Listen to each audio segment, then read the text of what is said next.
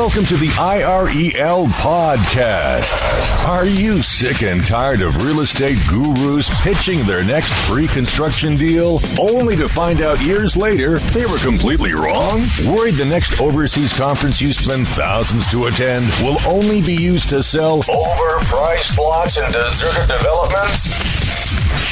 Join thousands of other international real estate seekers who are looking for their place in paradise without the sales pitch. Straight from your host, Taylor White.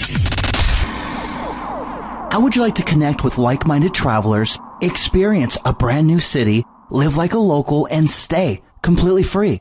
Welcome to the world of home exchange. Head on over to irelpodcast.com/exchange to get started. Hey everybody, welcome to episode 28 of the IREL podcast. I'm your host, Taylor White. I am very excited to head back to Costa Rica when I sit down and speak with Hannah Fletcher from Remax Oceanside in Jaco, Costa Rica. And as always, we'll get the true story on the Jaco real estate scene and have you coming away wanting to investigate its local property market further or cross it off your shortlist entirely and continue listening. Right now from Hannah, you will learn why a single girl from Virginia Beach, Virginia fell in love with Jaco and shortly after her move found her future husband. Breaks down the exact reasons why Jaco is such an attractive destination, including being one of the few places in the country where you can purchase fully titled beachfront property. Exposes the exact locations in Jaco to buy real estate and includes nearby up-and-coming hotspots like Punta, Leona, and Hermosa Beach. Provides us with specific examples she has available right now, including one-bedroom beachfront condos going for as little as $150,000. Reveals the best investment strategy she recommends today that will give you constant cash flow while you're away, and much more. And don't forget, if you're listening to this podcast and want to grab Hannah's contact details, links on buying or selling Jaco real estate, or any other show notes, head on over to irelpodcast.com/28. Serve me up another helping of gallo pinto, pour another glass of arroz con leche, and turn up the volume to these Jaco insights. In case you can't tell, I'm excited. Let's get Hannah on the phone. What is going on, Hannah? It's Taylor White. I'm excited to have you on the podcast today, straight from Jaco, Costa Rica, so we can get to know you personally. Tell us more about yourself and where your stomping grounds were before you ended up in Jaco.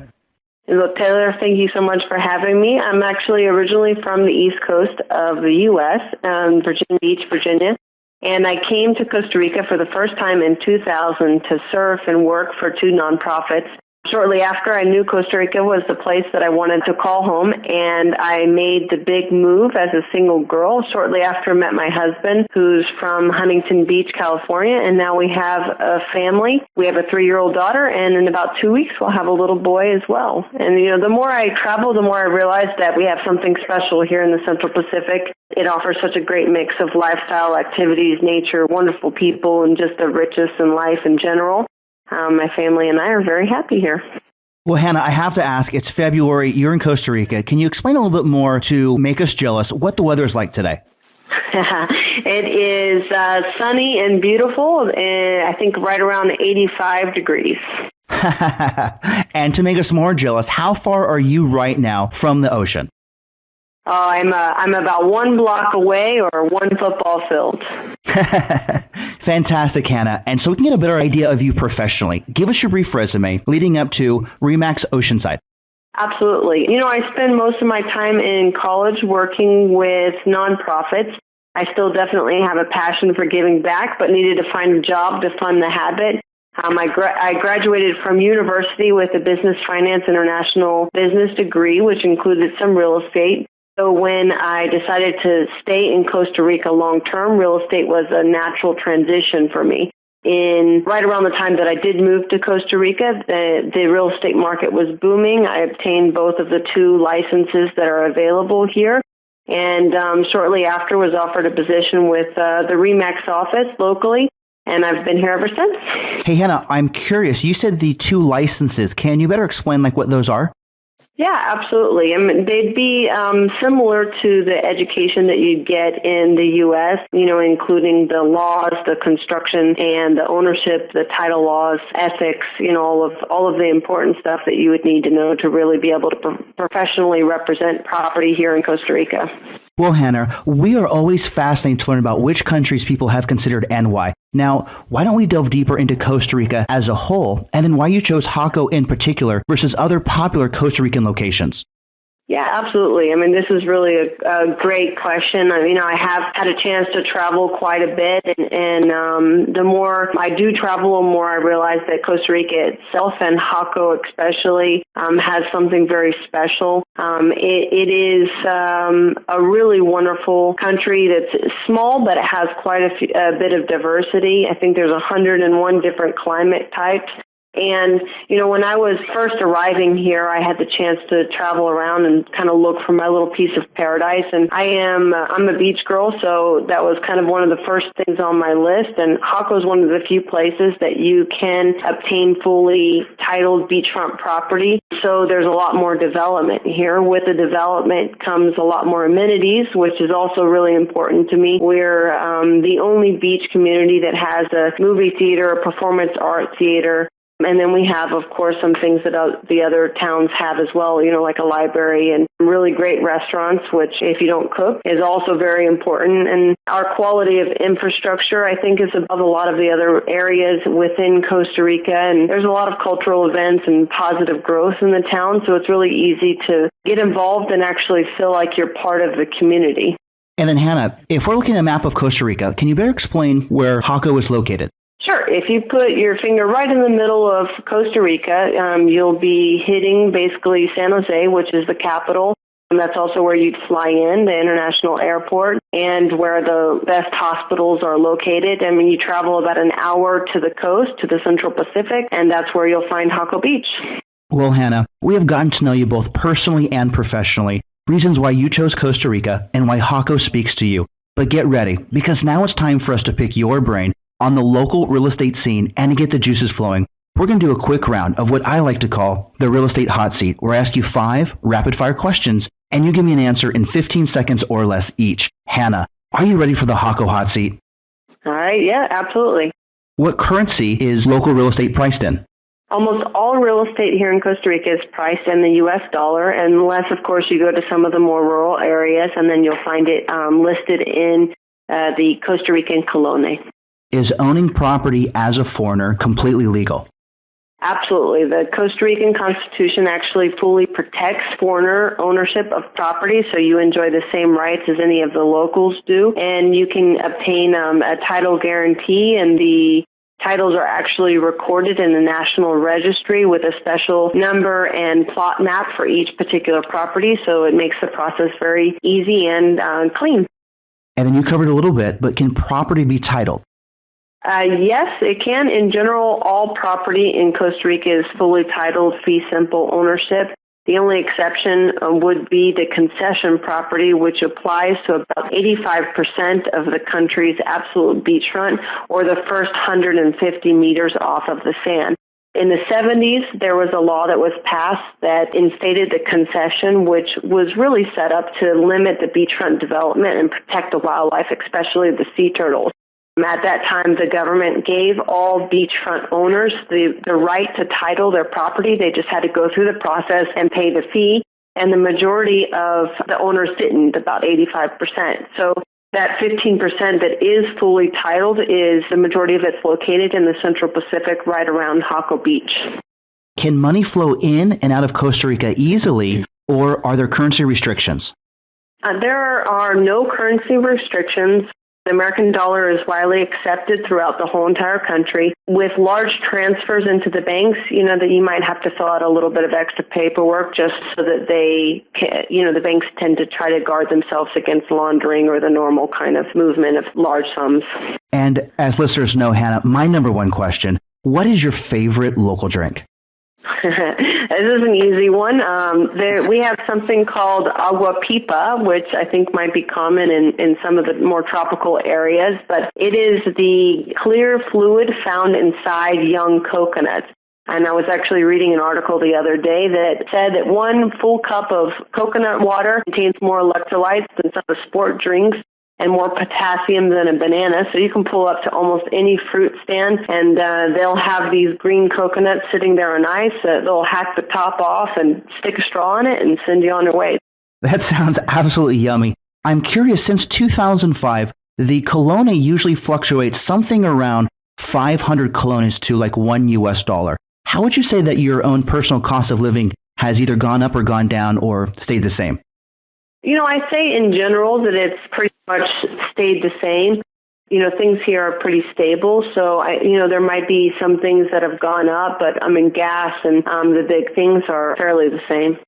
Okay, Hannah, you can now relax, but just a little bit, as you are off the Jaco hot seat. But it's time to zero in on the local real estate scene. Give us your brief synopsis on the Jaco real estate market over the last few years, where it is today, and then where you see it heading for the next few years. Yeah, absolutely.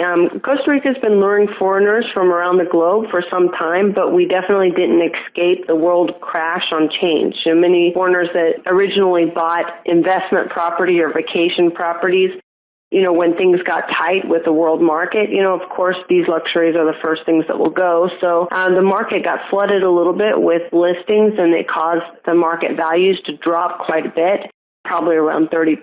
And I'd say in the last few years, we've been in a process of finding the bottom and then slowly creeping back up to what we have today, which is definitely a more stable and reasonable market.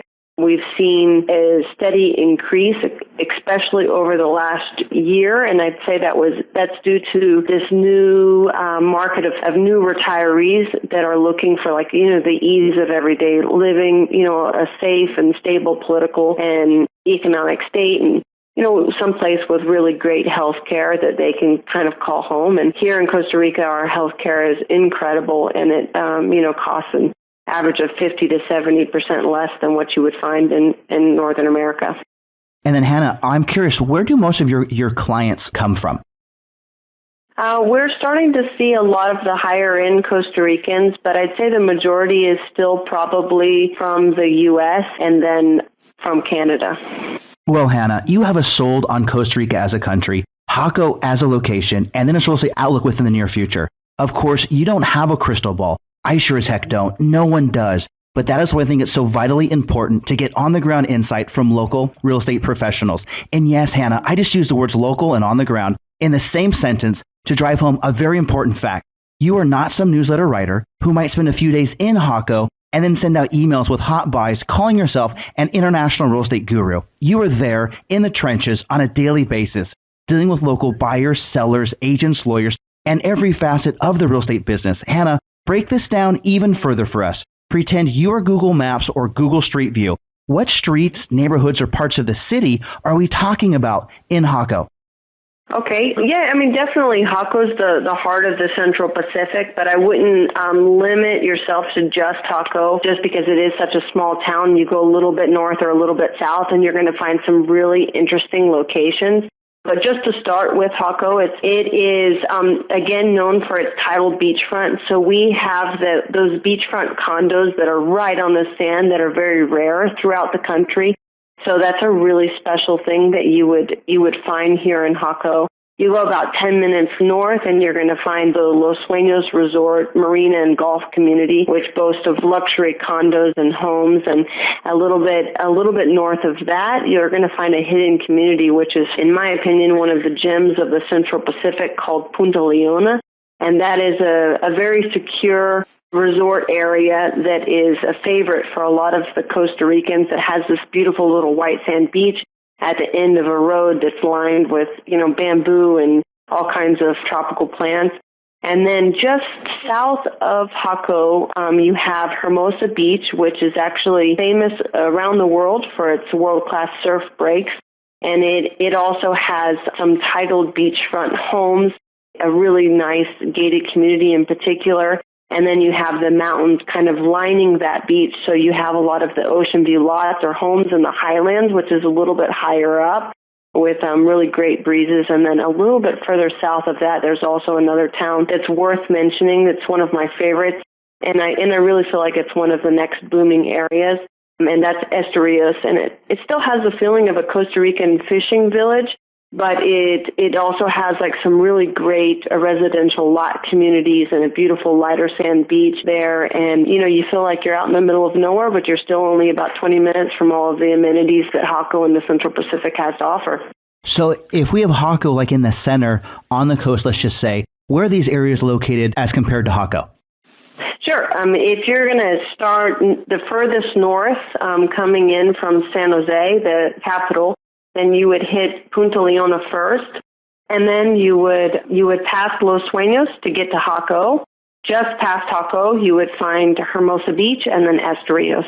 Okay, Hannah, now that we have specific locations in mind, what types of properties do you recommend? And first, why don't I give you a few brief examples of what I mean? Are we talking about buying pre-construction units for capital appreciation that we later flip? Are we talking about buying completed apartments, houses, or office spaces to generate rental income? Or are we talking about buying land to either sell as is or subdivide into smaller tracts? Hannah, give us a better idea of what you are talking about today. Yeah, absolutely. I mean, this is the fun part about being a buyer's agent. We're not tied to any particular development or any type of property, so the best answer to this question would largely depend on the individual asking. For the savvy investor, I would suggest making contact and getting ready for a quick cash offer and then taking advantage of the next fire sale that pops up, one of the strategic locations, which is appreciating faster than the others. For example, there are some new developments and high-end hotels going in, so a knockdown house right next to that development may be a really great option, or one of those fire sale condos on the beachfront that make for great rental units as well. And as an end user, depending on what they're looking for, they can be very strategic in how they purchase as well. With a little bit of patience, a proactive attitude, anyone can take advantage of some of the really great deals that are popping up on the market these days. And then, Hannah, do you work with buyers and sellers or just buyers? We do. Our office does actually take listings. I tend to work mostly with buyers, but we do work with both. Okay, Hannah. Now, I'm going to hit you up with a two-part question that I know everyone wants to know, and you have to give us a general range so we have some price points in mind. Here they are. Part 1. What would be the price range of what we are talking about? Maybe give us a starting price point at the low end to a final price point at the high end. And Hannah, just to clarify, I'm talking about total purchase price. Okay, absolutely. Let's just start with maybe some of the low-end condos in Jaco. You can get one block off the beach starting around $75,000, so that's an incredible deal. And of course, if you go directly on the beach, then you're going to look at a little bit more, but it's still a very reasonable. One bedroom start around $150,000, two bedrooms just over $200,000, and three bedrooms would start in the mid $300s. And most of the properties here, both homes and condos, are actually purchased, fully furnished, and anything that close to the beach would make a great rental as well. For single-family homes, you can get two blocks off the beach starting in the mid-100s. And in a beachfront community, maybe you're looking for, with twice the square footage or the square meters, then you'll be looking around right in the lower 300s. And then you can get a fully titled home on the sand for somewhere around $800,000. And then, Hannah, I know it's tough. I'm going to transition to a part 2. What would be the cost per meter just as an average range? Okay, yeah, the condos would range from $1,600 to $2,300 per square meter, and then the single-family homes would be pretty similar to that, maybe just a little bit lower. Hannah, this is a question I like to call, what would sister do? My sister calls you up, says she has X amount of dollars to spend. You can't let my sister down, Hannah. Share with us 3 specific examples you would show her and explain why these make sense. Okay, sure. Just to make it a little bit easier, let's just say your sister is one of our average buyers who's looking for a 2 to 3 bedroom condo just under, maybe the $250,000 range. And she'd like to come visit different times during the year, but she'd also want to have that property make a little bit of income when she's not here. So something that's maybe a vacation rental the rest of the time. In this case, I would advise her to stay as close to the beach and as close to the amenities as she possibly can, just because those are the ones that are going to make a better vacation rental. So let's just come up with maybe 3 different options that might be good for her, and then they're also arranged to give her a choice. The first would be maybe one of these 2 bedrooms on the absolute beachfront. There's a development here in Jaco that's called Bahia Azul, which are great 2-bedroom condos that come fully furnished that have about 1,200 square feet. And they include everything to the wine glasses. So she can kind of come in and enjoy that property right away. And those would be listed starting around $229,000 and motivated. So she could definitely negotiate on that price. The second option would maybe be in the town just a little bit south of maybe a beach bungalow, which is in a beachfront community. And this area is kind of a favorite for the baby boomer surfers. So they make really great rental units as well.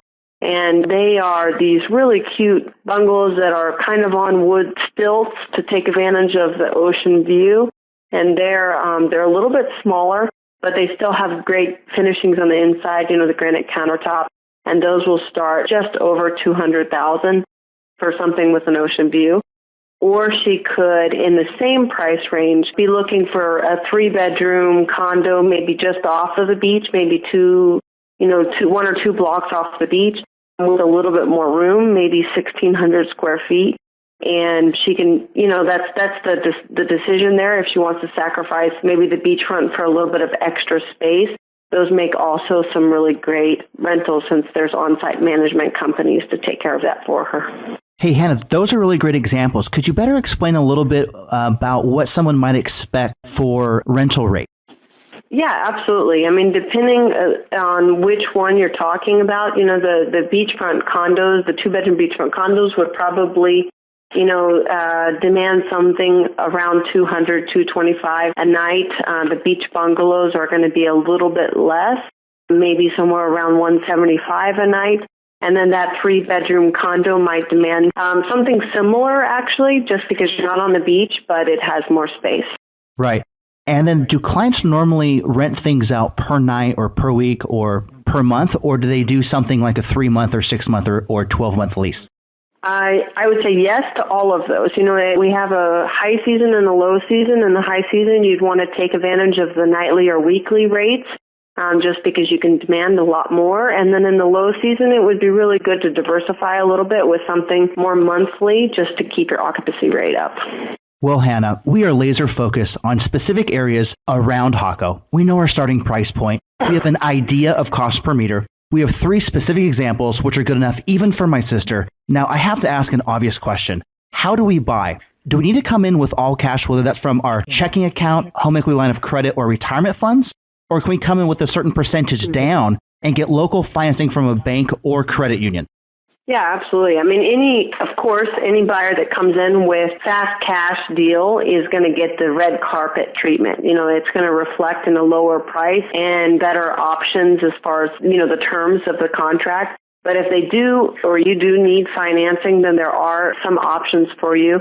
Some of the developments originally offered financing, so since most property in Costa Rica is actually purchased in a corporation, then a lot of those loans are assumable. So the first maybe step would be to check and see if that property does have an assumable loan attached to it. The second would be probably the most frustrating option, and that's bank financing locally here. The Costa Rica banks have a history of being very conservative and very slow, so that's not the easiest process ever.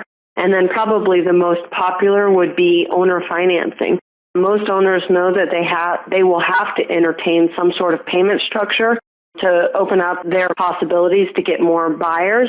So in this case, the buyer and the seller would actually negotiate all the terms, including the amount down. The balance, would probably be amortized over 30 years, and maybe some balloon payment can be negotiated, 5 to 10 years down the road, and your interest rate is also negotiated. But we're seeing the trend of, somewhere between 5 to 9% interest.